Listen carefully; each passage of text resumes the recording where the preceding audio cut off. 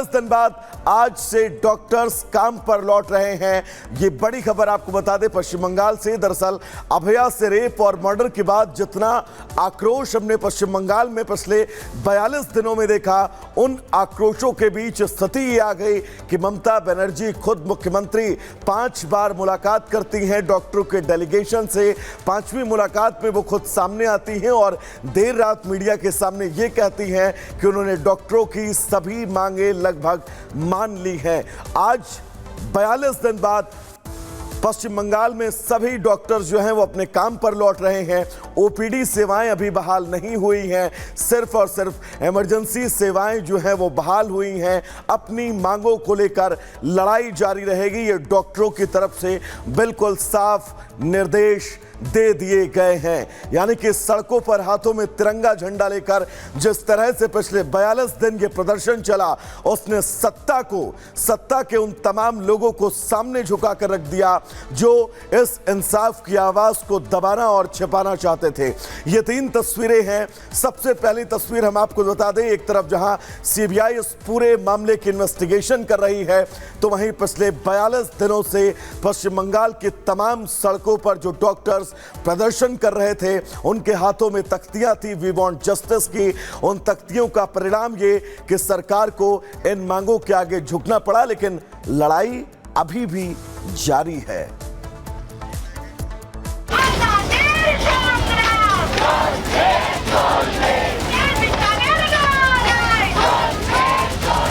इंसाफ का रास्ता खुला हुआ है, इंसाफ अभी मरा नहीं है। इंसाफ की मांग को लेकर जो पिछले 42 दिन से धरने पर बैठे थे, अभया को न्याय दिलाने के लिए दिन रात एक कर चुके थे, ममता सरकार से लोहा लिए खड़े थे, जिनके आंदोलन से पश्चिम बंगाल में स्वास्थ्य व्यवस्था चरमरा गई थी, वही जूनियर डॉक्टर आज से काम पर लौट रहे हैं, लेकिन अपनी शर्तों और मांगों के साथ। धरना दे रहे आंदोलनकारी डॉक्टर ने शुक्रवार को स्वास्थ्य भवन से सीजीओ कॉम्प्लेक्स तक मार्च किया और धरना वापस लेने की घोषणा की। 1 महीने से ज्यादा वक्त तक प्रदर्शन करने और कुछ मांगों पर सहमति बनने के बाद अब उन्होंने काम पर लौटने का मन बना लिया है, लेकिन साथ ही ममता सरकार को अल्टीमेटम भी दे दिया है। स्वास्थ्य भवन का धरना खत्म करने का मतलब ये नहीं कि आंदोलन खत्म हो गया। आंदोलन जो अभी तक कुछ लोगों में सिमटा हुआ था, जो अभी तक धीरे धीरे फैलते हुए पूरे इंडिया में फैल गया, वो उस आंदोलन को और भी ऊंचाई तक लेके जाने की हमारी कोशिश है। हम इस आंदोलन को नई ऊंचाइयों तक लेके जाएंगे। जब तक अभया को इंसाफ नहीं मिलता, ये आंदोलन चलता रहेगा। यहाँ सीबीआई के सामने हम डिमांड करना चाहते हैं कि सीबीआई अपना काम जल्द से जल्द करे, जस्टिस जल्द से जल्द डिलीवर हो। अभया से दरिंदगी और बर्बरता केस के विरोध में हड़ताल पर बैठे जूनियर डॉक्टर्स ने यह साफ कहा है कि जब तक उनकी मांगे पूरी नहीं होती, तब तक वो पूर्ण रूप से काम नहीं करेंगे। मतलब साफ है, हड़ताल खत्म हुई है, लेकिन आंदोलन अभी भी जिंदा है। अभया को इंसाफ दिलाने का जो बीड़ा उठाया गया, वो अपने मुकाम पर नहीं पहुंचा है।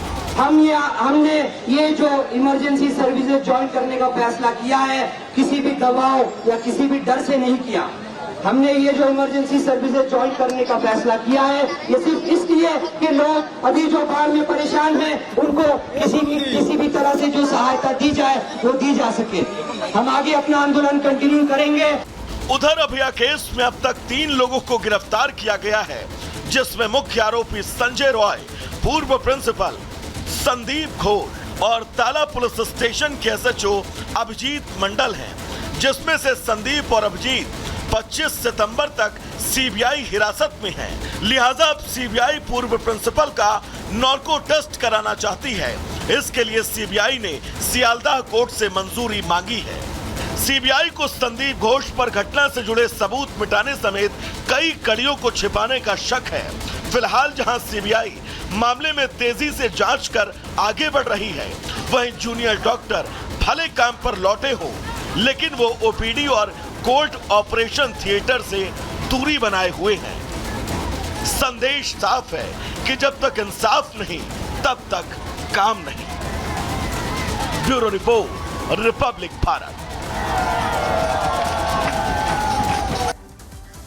और पश्चिम बंगाल की ममता सरकार एक बार फिर सवालों के घेरे में है और इस बार सवाल आस्था को लेकर उठाया जा रहा है। पश्चिम बंगाल के नदिया के राणा घाट में 132 फीट ऊंची दुर्गा मां की मूर्ति बनाई जा रही थी, लेकिन सिर्फ इसलिए उसे रोक दिया गया क्योंकि मूर्ति काफी ऊंची बनाई जा रही थी। रिपोर्ट आप सबको दिखाते हैं।